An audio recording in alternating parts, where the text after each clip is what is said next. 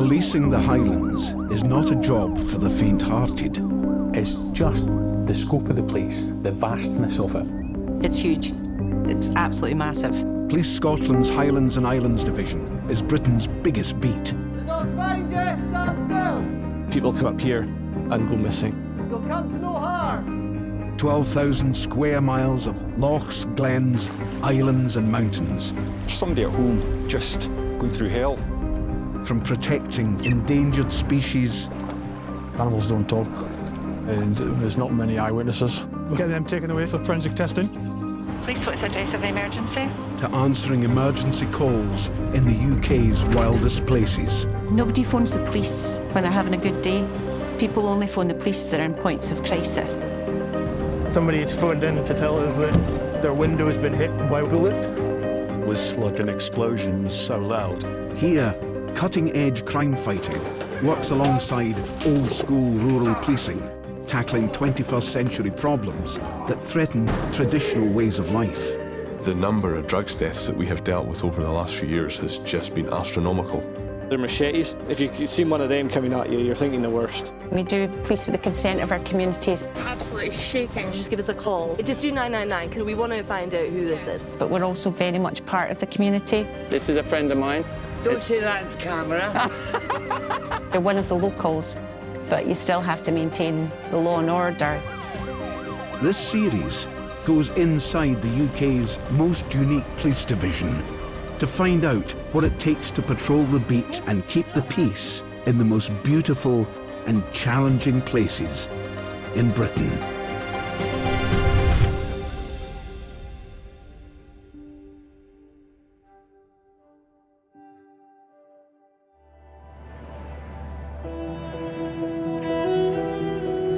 Community policing is not an easy form of policing because the communities don't always welcome the police. It's a real personal crusade in many ways for the individual officer to be tenacious and to spend time with people in the community, to try and find somebody who will give them a way in, who will trust them, and by that way gain a bit of acceptance in the community. Inverness is the capital of the Highlands.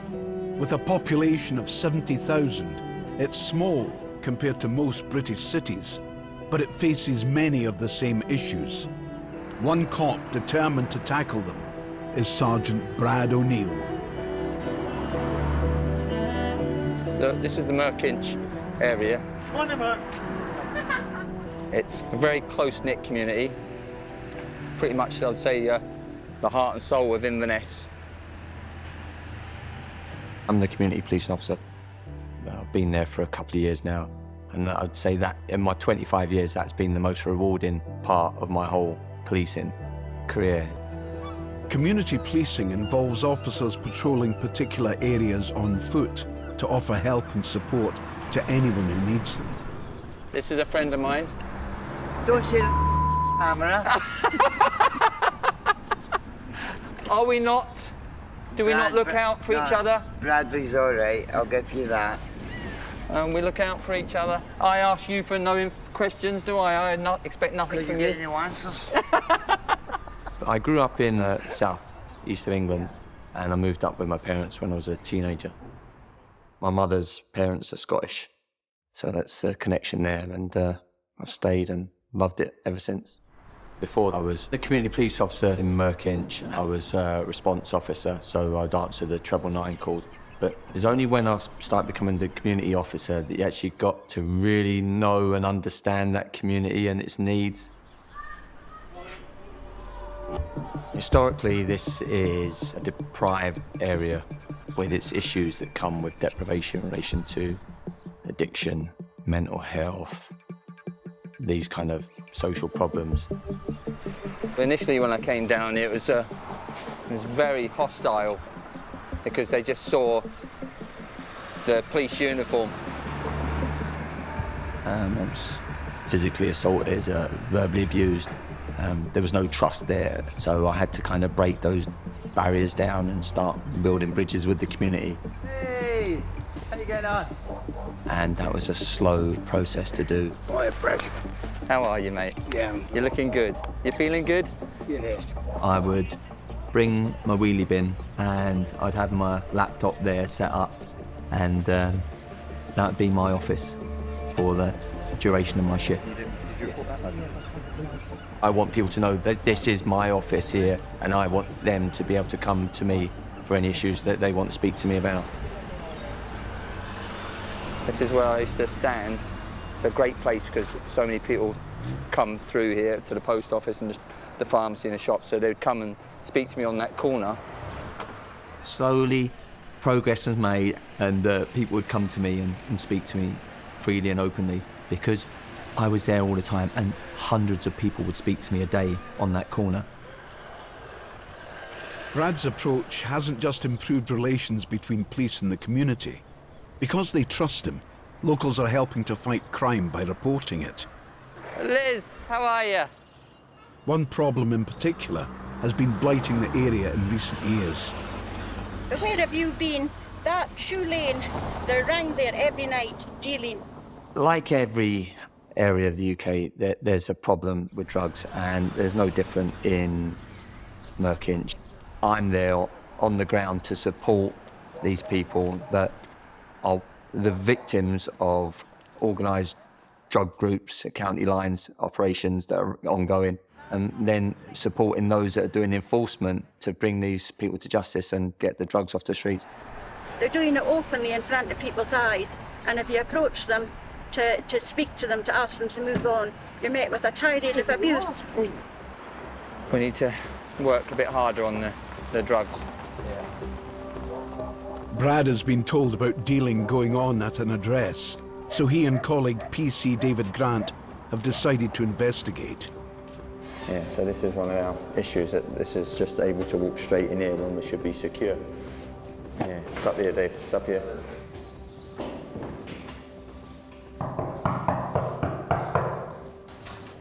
It's the police. You all right? You all right, I'll come in, yeah? So what do you see going on there? Just I know outside the, under the bridge. Yeah. You can see people on the phones looking for their dealer, and they're just waiting now, waiting. Just behind here, just behind. Yeah. And then they come into your stairwell to take it. Yeah. Right. Every time I go downstairs, I can see someone snorting tinfoil. I think you can see on the piano downstairs. In the piano. Yeah. I just someone to off. Yeah. And this the bloke says, I'm gonna kill you anyway. That's what he said to you? Yeah. Well, we will phone the council to come and fix the locks, right? And we'll get that piano away, because that's what they're using to... Yeah. So we'll sort that out. The council have got a duty to maintain the doors. We've got a duty to tackle the drug problem that's going on right outside here, because that's where the dealing's going on, just out there.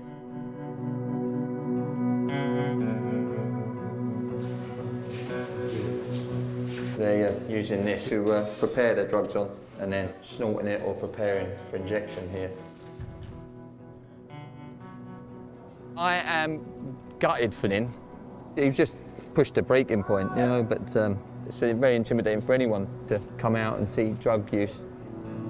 Now he's seen the problem, Brad will work with the council to try and secure this block so dealers can no longer use it.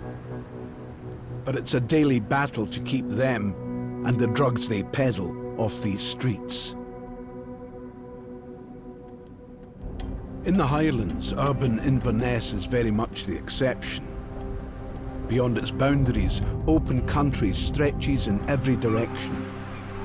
Dotted with remote communities, connected by thousands of miles of roads.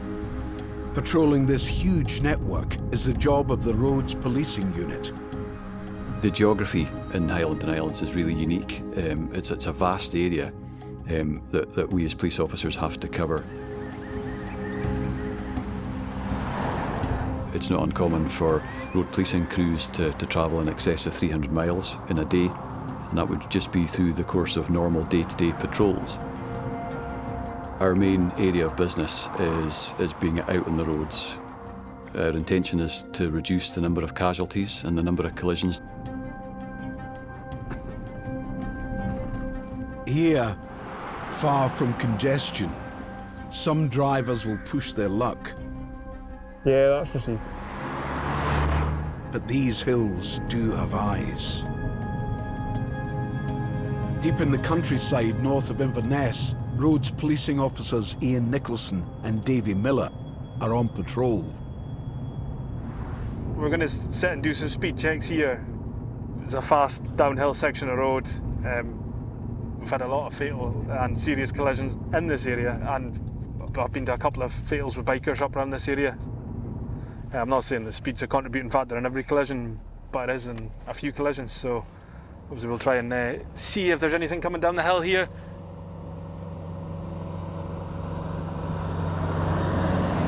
I do this job because I want to make our roads, our community safer. Being in the road policing unit, I get to police some of the best roads in Europe, and I'm fortunate enough to do that. But ultimately I want to make it safe for everybody, and I want to make sure the worst offenders are off the road. In this unmarked car, Ian and Davy have a good chance of catching speeders. Unmarked cars are great for maybe just sneaking around and catching people doing things. We're going to sit and monitor them and be quite satisfied that they are committing that offence. Kia's only 60. Especially for speed checks. If that's sat at the side of the road, it's harder to spot than in a high visibility car, and that's why we use them. The speed limit here is 60. Today, most drivers are sticking to it, apart from one van doing 82 miles an hour. Well over the threshold for a ticket. Now, Davy and Ian just have to catch up with it. Any speeder that we detect, we really need to think about stopping them at the earliest and safest opportunity. We need to consider what is safe for them and what's safe for other road users. It's not a case of just sticking the blue lights on. We'll need to follow them, we need to find a lay-by to get them off the road. We don't want people walking about the road when we stop them. But ultimately, we need to stop them and we need to deal with them.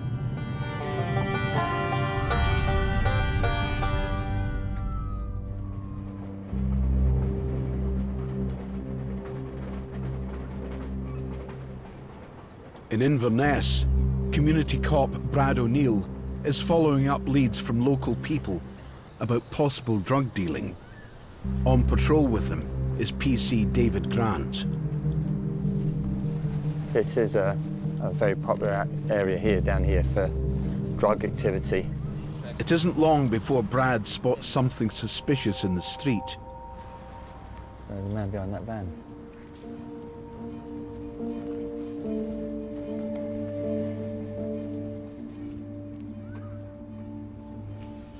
You all right? Huh? Who are you waiting for? Because a lot of people come here to score. No? You sure? Hi. All right, I'll just get a note of your detail. Were you involved in the drugs here at all? I used to be. Have you got a phone on you? Yeah. Who was the last person you phoned? I think my dad done. Right. Have you been down here to score drugs? No. Are you sure? No, positive like that. Because of this is a known hotspot for people buying drugs. Yeah. When you saw us coming round the corner, you stood there, you looked out, and then you came back round here and disappeared. Right? So in relation to that, I'm going to search you in terms of Section 23 of the Misuse of Drugs Act. Okay? Do you understand that? Yeah. Okay. The man has no drugs on him, so Brad lets him off with a warning. I don't want to see you here again, because this is a bad area, this part, all right? Because anyone here we suspect will be buying drugs, all right? And it's not good for this community, because I, as a local policeman, get all these vulnerable people telling me how intimidating they find it when people out here scoring drugs in there, buying drugs in there, all right?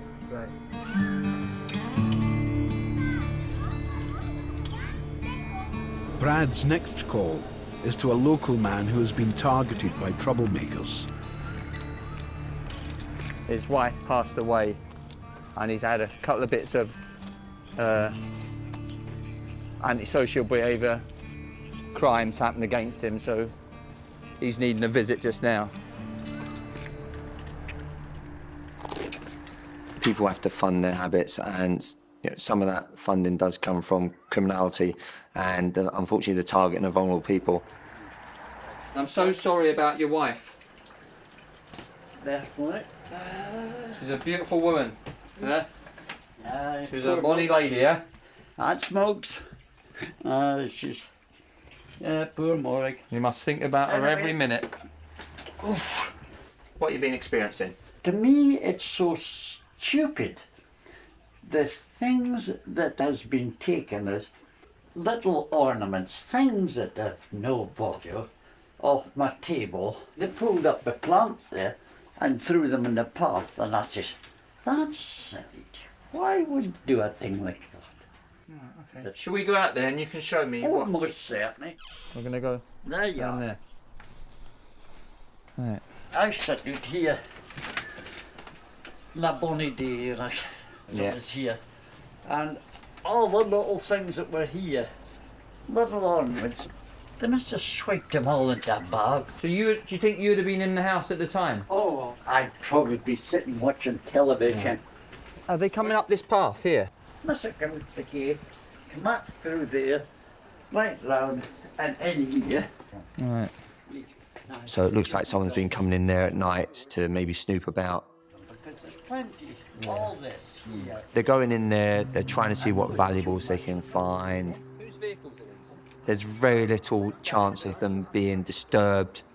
I spoke to the other neighbours who had all kind of had similar stories about hearing gates going at night in their own properties. Well, Wendy. Hi. I'm Brad. Oh, you're the community shopper? I am the community officer. My security light kept going on and off about 1 o'clock in the morning. Last Thursday? Last Thursday. Yeah. And what point does that light come on? When they're right up to your drive, is it? Well, I'm about halfway up the drive when it comes on, but it'll catch them going up the lane as well. And do you keep your gate shut, do you? Yes. Yeah. If there's anything at all that you're suspicious about, you just phone the police and we'll come and check it out. Without the right intervention, this just grows and grows. You've got people fearful of leaving their house due to their vulnerabilities and the fear of crime, because that's what it boils down to, the fear of crime. Let's try and do some positive action, some patrols during the evenings, and see if we can identify who's coming into the gardens at night.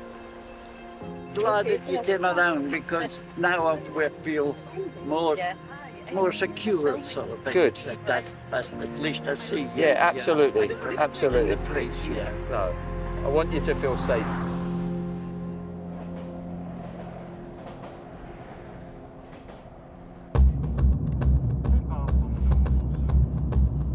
"30 miles north in Sutherland, traffic cops Davy Miller and Ian Nicholson are in pursuit of a speeder that is still several miles ahead. He was detected at 82 mile an hour and the 60 limit, so a bit too quick. We'll just try and get him stopped as soon as we can. This road is fairly quiet today, but it winds through the landscape, so overtaking is tricky. Safety always comes first. We're trained in overtaking at high speeds, but we're never going to sacrifice safety for gaining anything. I'd rather get everybody get home safe at the end of the day than us causing an accident trying to stop someone for speeding. Approaching a straight, Davy takes his chance.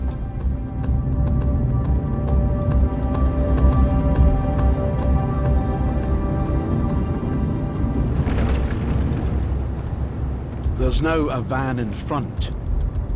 Davy is gaining on it, but it turns out to be a different vehicle. That's not him. No.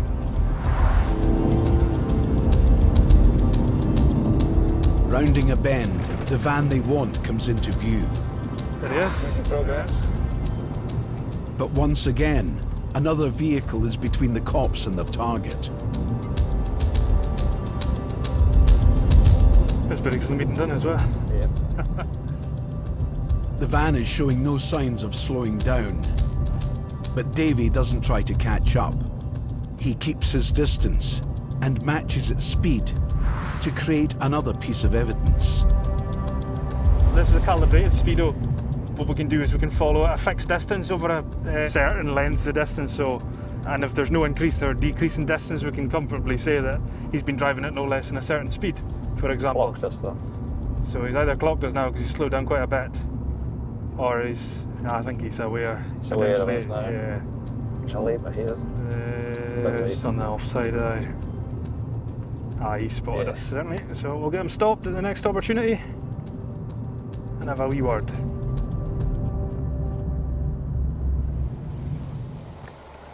Evening, sir. How are you doing? Hello. We've stopped you this evening because of your speed. Back at Auchindoich. Yeah. Did you spot where we were sitting at all? Or? No. No, just a big straight coming up the hill, past the lay-by at Auchindoich. You come past the mart through the bends, and then there's that big uphill section. Yeah. You were over the speed limit there. We were sitting on the side of the road, okay? When we're stopping people who are speeding, we'll obviously have our sort of discretion, but there are certain thresholds that we abide to, and we have to deal with offenders. And that's your speed recorded there, 82. At that speed, there's two ways we can deal with it. Yeah. There's a fixed penalty, which is 3 points and a £100 fine. Yeah. Alternatively, if you don't accept that, I can submit a report to the court, which is in Tain. That's fine. It's a nice Scottish sunny day. Okay, I thought that was traffic. yours. The driver might seem like any other foreign visitor, but as locals Ian and Davy know, and the driver must know they know, exactly who he is. What's your surname? Fulson, is it? Yeah. A Danish billionaire who is Scotland's biggest private landowner. When we dealt with this gentleman, I recognised who he was straight away. He does a lot for the Highlands. He's invested a lot of money up here, and he's got a really good interest in sort of the environment and protecting the Highlands for what it is. But irrespective of that, we have to treat everybody equally. Yeah, but okay, sir. No problem at all. Sorry, you take care, okay? Yeah, Cheers. Thanks Thank now. you.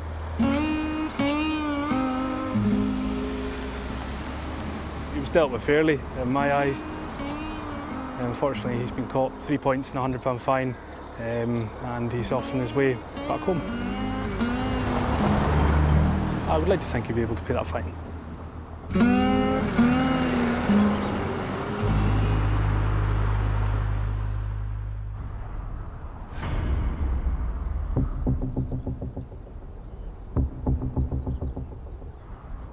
In the south of the Highland Division lies Glen Coe, one of Scotland's most forbidding landscapes.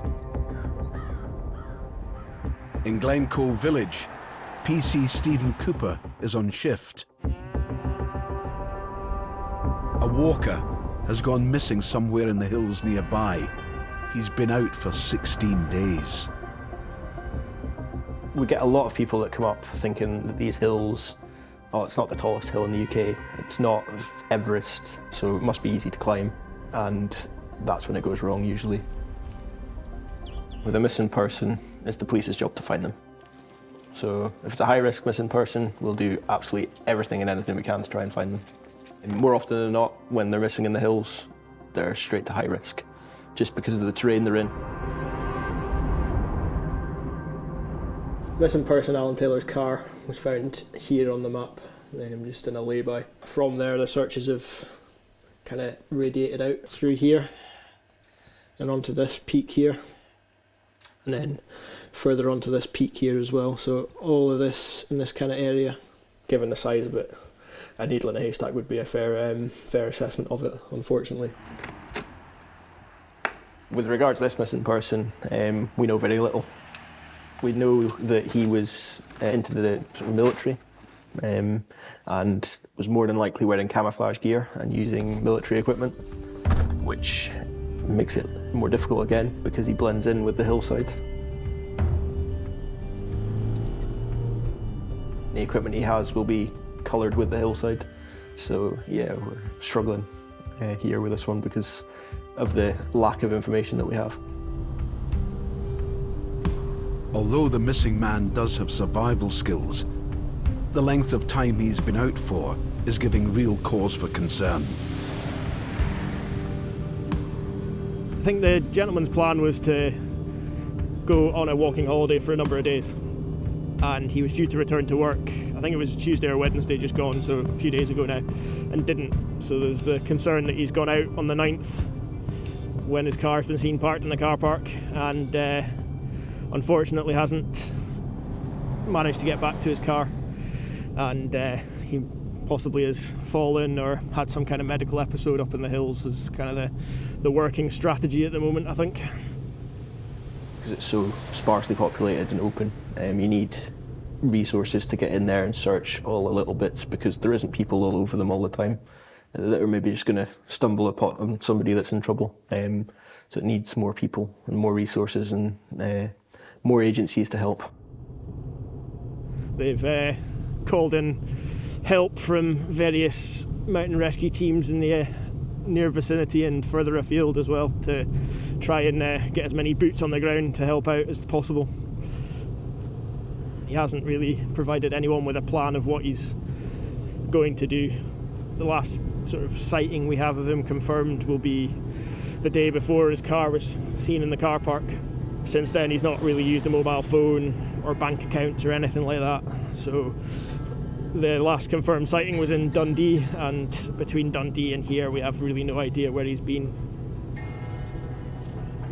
Cloud's pretty low, so that makes it difficult for helicopter search, and then for boots on the ground, if they're up high, obviously your visibility is quite impaired, so they're kind of limited as to how far they can look off the path. The search itself is being carried out by volunteers from Glencoe Mountain Rescue. Steve checks in for an update.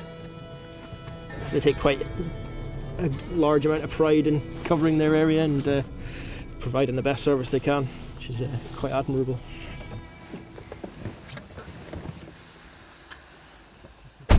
How did you get on today? Yeah, no, good. Yeah. So quite a bit of searching. Managed to cover 2 of the hotspots we really wanted to cover.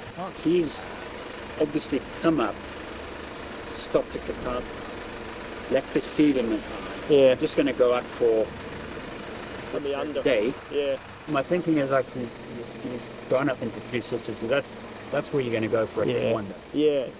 Yeah, because you're not going to do a quick wander on the ridge, are you? No. Did anyone think to check the wee bothy at the study? You know, the one when you go up the old road at the gorge and there's the wee bothy built in it? Yeah. Thing, yeah. Has anyone checked that? Or? No. There was a member of the public that reckons she saw.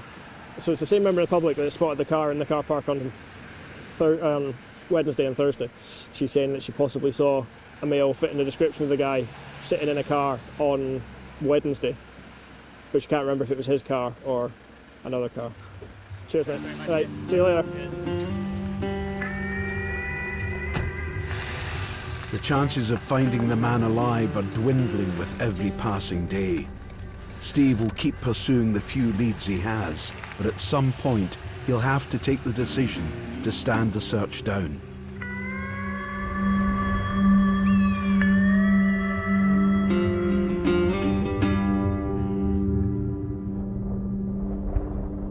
A 120 miles northwest of Glencoe lies the Isle of Skye.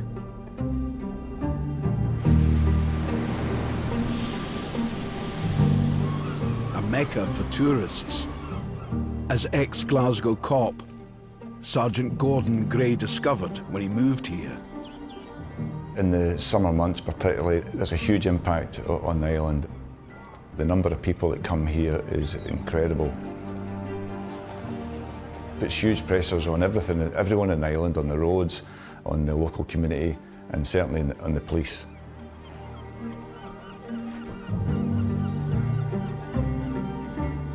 Today, Gordon and his team are under extra pressure. Prince, soon-to-be King Charles, and Camilla are coming to town. Okay guys, just go through the order and the briefing note.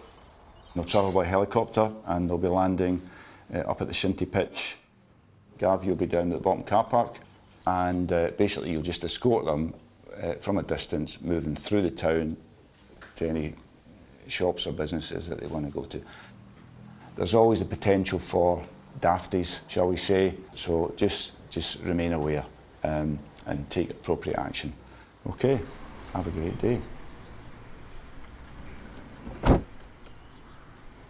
Even though the visit itself is kept quiet for security reasons, word gets out, there's no secrets in Skye.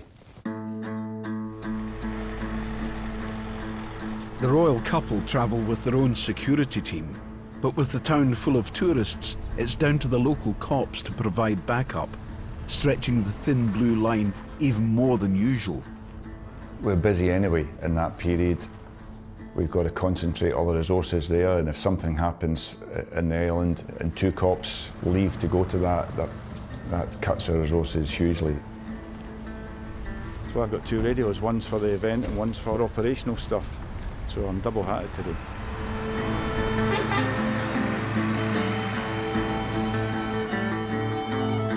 I'm sorry, the road's going to be closed till about 1:30. You can walk down, but no vehicles. This wee bit here, this corner is always busy for traffic. It's 2 tight bends, one at the top, one at the bottom, and then this one here at the junction. You see the IP? Aye. It's not Boris, is it? No. And he wouldn't be welcome It's here. not is you he? either, so don't worry. Everybody's fairly excited. Everybody's wanting to know who it is. Go ahead. Yep, Roger, thank you, Ali. Just got a message there that they're going to be a little bit early. That was the helicopter just flying over. It's just the south side of the town there, so I imagine it'll be landing in the next couple of minutes.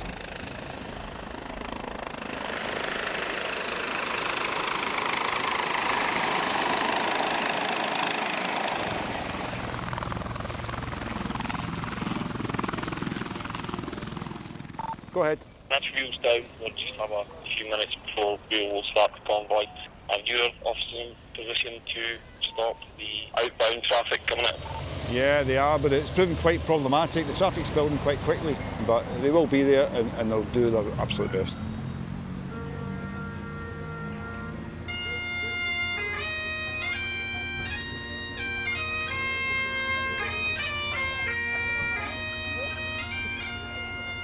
On visits like this, it's customary for the royals to mix with the public. I'm going to ask him if he's a shinty man or a polo man. And I think he might say shinty. But it does potentially leave them exposed, so Gordon's team need to be quietly on high alert.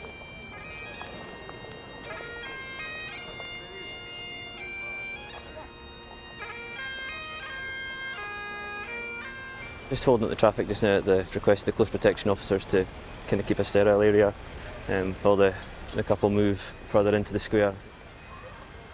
Going to come towards us now. He's just about to pass right past us. They're going to be heading up, I think, off to the pier where the sergeant is stopping the traffic down there. Aye, yeah, there's no vehicles down there till about 1:30, I'm afraid. With no let-up in the traffic, Gordon needs all hands on deck to keep everything under control.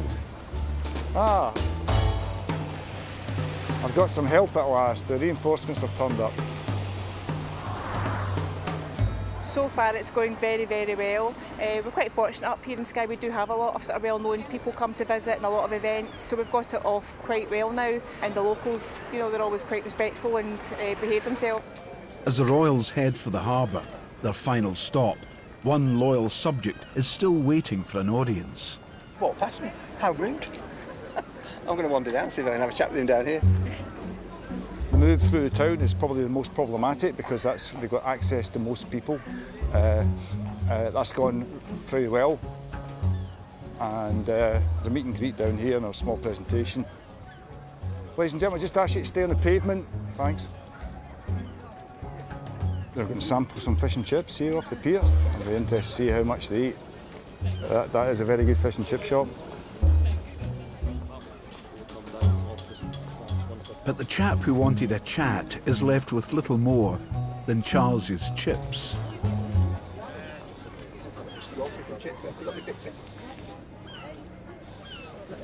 Chips are poundy. Charlie's chips. Oh, they're the best. We'll try a bit of fish. Yeah. Everything went as planned, very smooth. The public seemed to enjoy it. Royal couple enjoyed it. They've now moved on, so I can concentrate on my day job, which is every day. Policing here, but I think I'll cup tea first.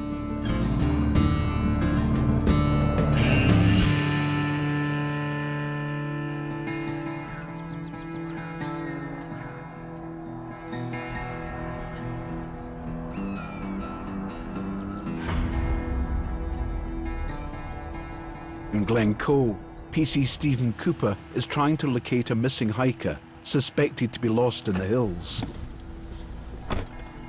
With regards to this missing person, we know very little, unfortunately. He's been reported missing by work colleagues who have reported him missing because he's not returned after going away on holiday. His car's been located in the Glencoe area. But now Stephen has a new lead from a member of the public. Hi, Stephen Cooper from the police station at Glencoe. Hi. I'm just looking to arrange to come and get a statement from you about this possible sighting of the missing person. Come on, cheers, bye bye. So that was a witness who is saying that they possibly saw our missing person, Alan Taylor, in Glencoe on Wednesday morning, possibly sitting in a vehicle. So just to arrange to go and see her and note a statement from her to see, so we can evaluate her information and see if it's relevant to our inquiry. This lady is the same lady who noticed the car in the car park on Wednesday and then phoned us and told us about it on the Thursday. So far she's been pretty reliable. With dusk drawing in, Stephen and his colleague Lauren go to the witness's house to take a statement. At the moment this is the only sighting we've got, but I anticipate there may be more that will come through over the next few days.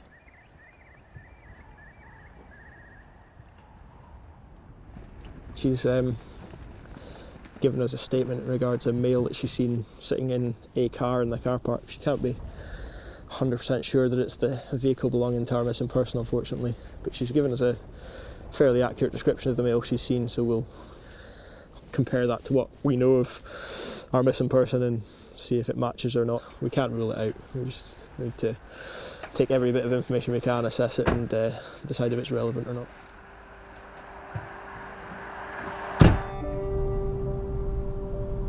Heading back to the station with darkness falling fast, Stephen decides to make one last stop at an isolated derelict cottage with a shady past. Near to where the missing person's car is found is a cottage called Altnarie. Initially the home of Hamish McInnes and then latterly, infamously, Jimmy Saville.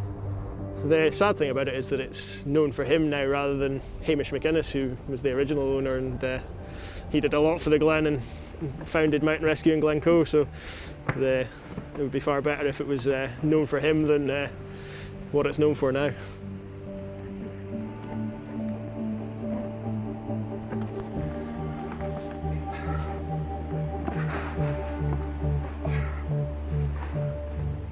That house at the moment is vacant and insecure, with boards off the windows, and would provide shelter for somebody if they were looking to get away from the elements. So we're going to search it and make sure that there's nobody in there taking shelter and trying to hide effectively and make sure that they've not succumbed to some injury or illness.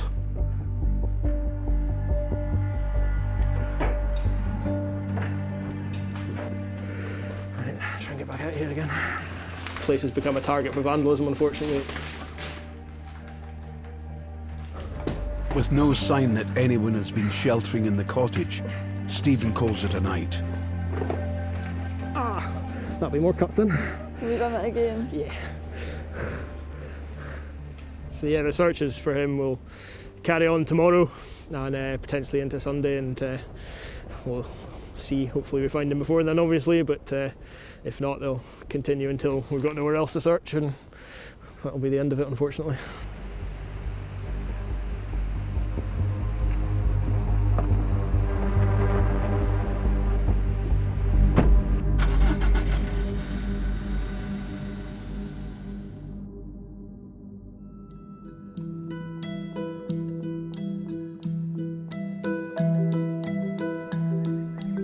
So that's Ellendon Castle right in front of us.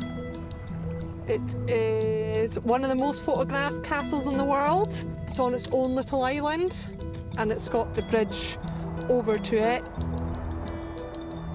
PC's Donnie McLean and Sam McFadgen have one of the biggest and most beautiful beats in Britain. Based in Kyle of Lochalsh, they cover Skye and a huge swathe of the west coast. The community at Pulley is really a wide scattered area. Lots of small villages, lots of mountains. Got amazing landscape, you know, the sunsets, the sunrises are amazing, and yeah, it's great getting out and about. It's always good to have a positive presence with the police as well, and then people can actually put a face to the local officers. I think they quite enjoy having a face to speak to instead of just somebody on the end of the phone. For one community on the beat, this is turning out to be a very special day. This afternoon, Kinlochshiel Shinty team won the Camanachd Cup, the sport's biggest trophy. Shinty is an obsession for many Highland communities, so this is a very, very big deal. It's played with a sort of J-shaped stick and a hard ball that's sort of about the size of a tennis ball. It's got a lot of family connections in the teams. There might be sort of generations of people played for the team. It brings families together. It's sort of a good sense of community spirit it brings. The match was played in Oban, 100 miles to the south. Now the team coach and supporters are on their way back to town for a massive party. In the calm before the storm, Donnie and Sam check in with the local pubs. They're filming Hamish Macbeth again. They are. They are. Who's Hamish? Who's Macbeth? He's Hamish and Macbeth. When there's a big event in a community, you're having to decide how you're going to police it. How you doing? Fine, fine. How's it going? You can either have a high profile, or you can still have a police presence and make for the community. You want to make sure people know that you're there if something happens. Because we live in such small communities, everybody knows you're a police officer, so sometimes you feel like you are always on duty. Everybody knows everybody here, or knows of you in some way. Right, well, enjoy. We'll see you in a bit. Yeah, see you later. Take care. I love it. Yeah, it's all helping the community and people that I know and live with at the same time. Are you watching the shinty? You want a pint? How on earth can you be an outfield and not watch the shinty? Who watched it? Who heard the one? A bit of it. I'm sure you did. Yeah, for the party, really. Should be a good crowd tonight, I hope. Hopefully. Yeah, it'll be good. Yeah. Anyway, have a good night, guys. Yes. Cheers. Right, take See care. you. Bye. I think I've been discovered to be firm and fair. I'm quite sure some will try to wind me up tonight and see how much they can push me. Policing here, I would say, is quite different from the cities. Here we've got the opportunity to get to know people and to kind of build up good relations with the community. And I think that helps in so many ways. Donnie and Sam hope those good relations with the community will help them deal with any issues, should the party start to get out of hand.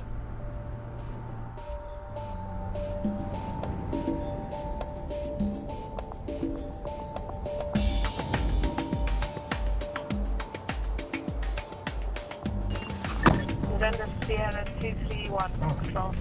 Go ahead. Just to get you a call card 4894. It's a disturbance call in Portree. Persons fighting with bats. In Portree on the Isle of Skye, Sgt Gordon Gray and PC Arian Wynne are going to investigate a reported brawl, allegedly involving baseball bats. Yeah, Roger, that's myself and 43 Charlie attending fire station in Portree can attend also. When I first joined the police, I was an officer in Glasgow in G Division, which is a busy city division. It's completely different from Isle of Skye. You get crime here, you get everything you get in the city, you just don't get so much of it. Sierra 231, that's us on scene.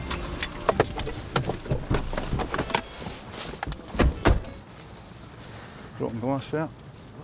When you arrive at a scene like that, the way forward in any investigation, do proper police work, which is a good old-fashioned door-to-door, speak to people and try and find witnesses. The collar. Hi, how's it going? What have you been up to? What's been happening? Yeah. It was a pretty confusing situation. There was a couple of males out in the street, appeared to be under influence. They're all denying that anything was going on, but we could see broken bottles on the ground, and people have phoned up saying that there's males with baseball bats fighting in the car park, so something's going on. You know who they are? You know who they are, don't you? No, I don't know. Of course you know them, they're all locals. No, I don't know at all. Well, you're a local. What? You're a local. I might be local, I don't know them. So you've never seen before, so you're saying they're not local? What? Are you saying they're not local? I'm not saying they're not local, I just said I don't know them. How's it going? All right, okay.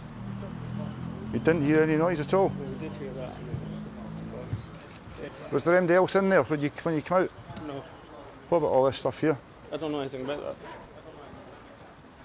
On the other side of the street, Arian is going door to door to try and find out what people might have seen. Have you witnessed any of this shenanigans that's went on out here? Was it? You didn't see a thing? No, my lights were all there. What's that? Your lights are later on. Your lights are there. Came out here, I cleaned that glass up. There was a bottle there, it was smashed. I cleaned up because there's kids about. I've got a dog. Did you hear anybody or any nonsense Well, like that? I heard noise, but I never paid any more attention. I was like, blah, blah, blah. Did you see it? It happens every weekend. It happens every weekend.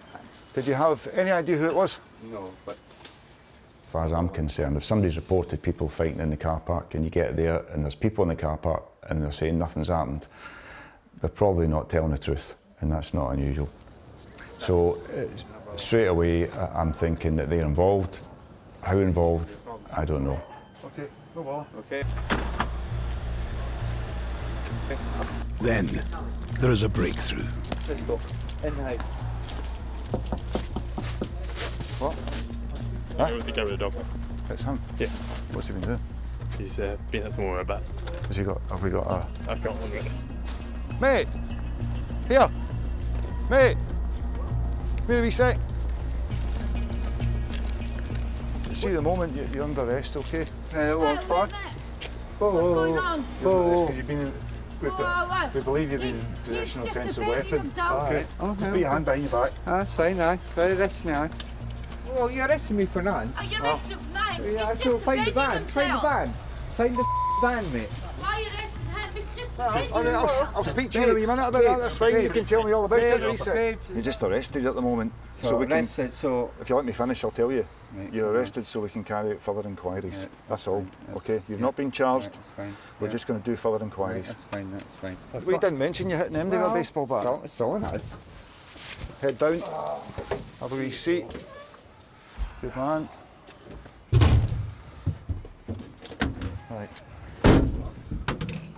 So he's under arrest, not officially accused, for offensive weapon at the moment. Okay. Yep. And we'll do some door to door.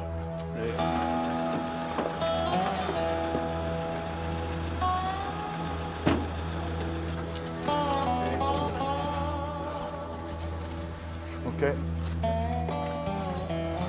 There's no sign of the baseball bat itself.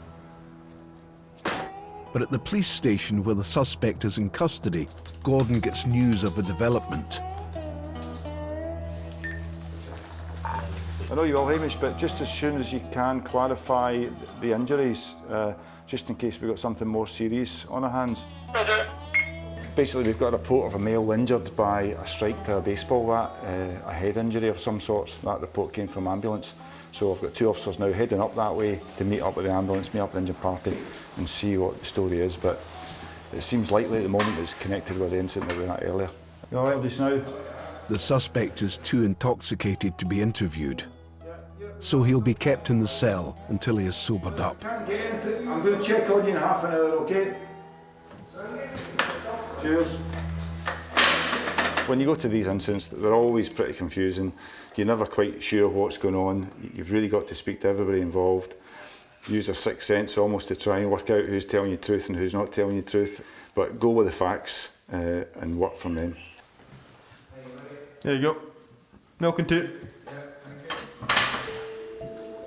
At the end of that evening, there was a person interviewed in charge for possession of offensive weapon, baseball bat, and he was released on bail, pending a case.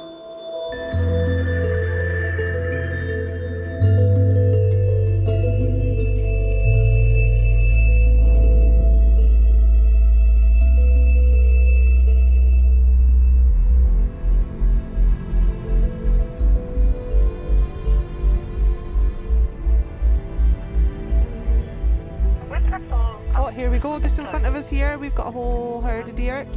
Back near Kyle of Lochalsh, Donnie and Sam are waiting for the victorious shinty team. And they've run into a different kind of Saturday night crowd. 15 to 20? Yeah. So you see how close they are to the road and to houses in the area. Big beasts.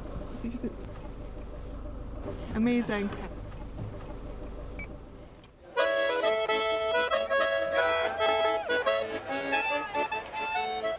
Down in the village, the party's getting started as locals prepare to welcome the champions home.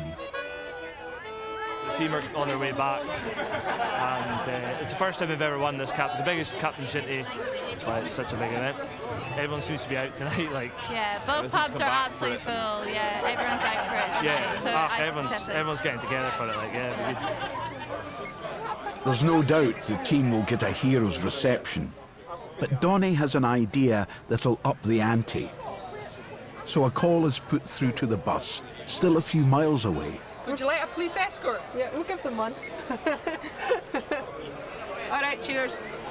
Bye. Do you want blue lights? Do you want siren? Do you want both? Red and white would be better. We could put the rear reds on. Yeah, they might be on. They'll be on. We do have red. Yeah, We do have red.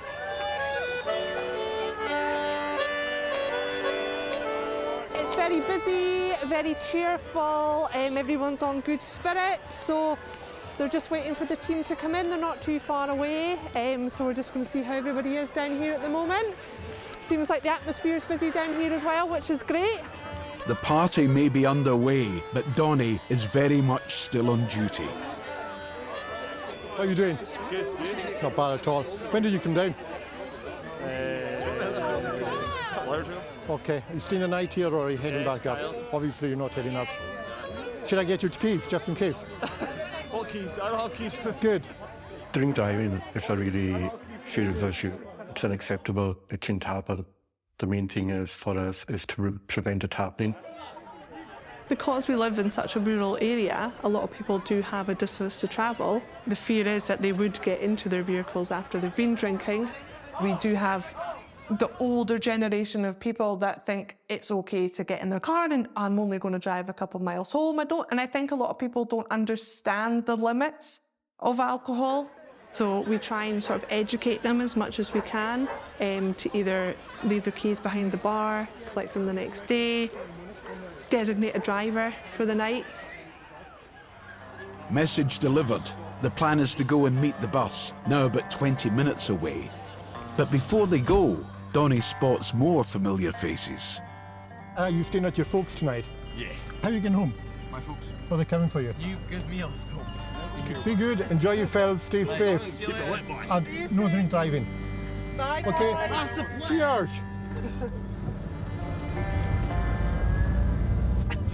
Right. What's the spirit like? Whiskey, gin, vodka. Yeah, they're all in high spirits, that's for sure.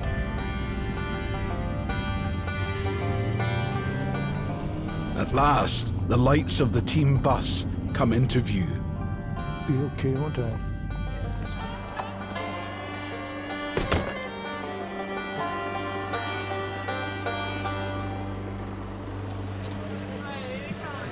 Right, guys. 2 minutes. Right. Let's get the escort to Donnie. Come on. We will, Jordan. We will. Wait. Shut up, Jordan. What would you like? Do you want a light? Do you want a siren? Do you want both? Okay. Right, guys. One last thing. Congratulations.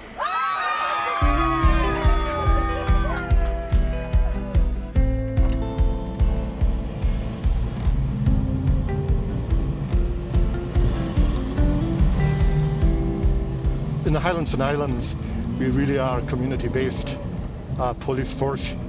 We've got the ability, the time to do that, to get to know our community and to be able to serve our community. And that's really important to us as individuals in the police. And it's also, if you can get to know your community, it so much strengthens the ties and helps you deal with different aspects of policing in your community. It's such a big moment in history for our sporting in their area, even, you know, for this to happen.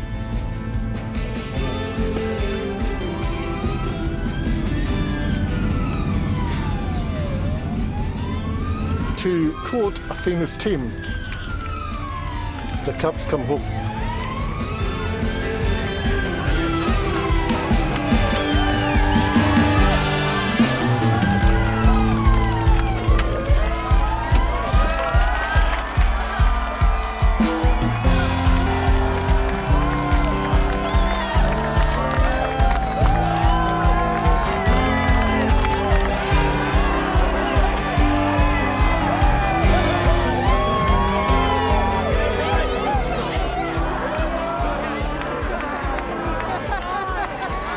I pulled on a Camanachd shirt 55 years ago, and I never thought I would see this day when a Camanachd Cup would come home here. No. We were close to it, we were fairly good, but never as good as this boys were. No, they're immense. Just a dream come true, an absolute dream come true.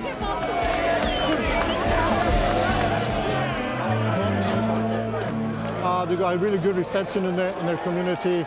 As you can see, there's a lot of young people and they're enjoying themselves. So at the moment there's no grief, no trouble. They're buzzing. Sorry, I'm bouncing a wee bit myself. Can I get a wee picture? All right.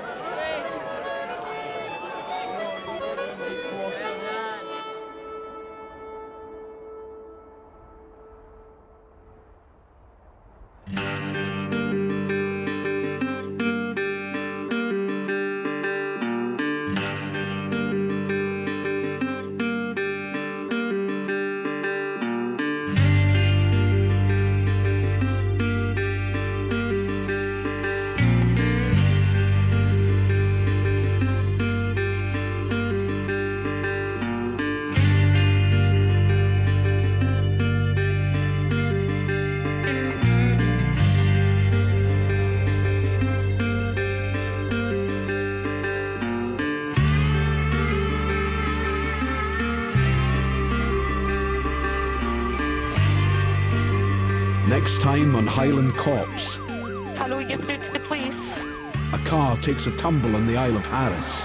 Gone through a fence and they've gone down the hill. Oh no!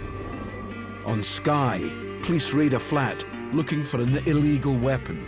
How we're going to enter a property is usually made based on the threat and risk. If we think that there's going to be a risk to us, we're probably not going to chap the door.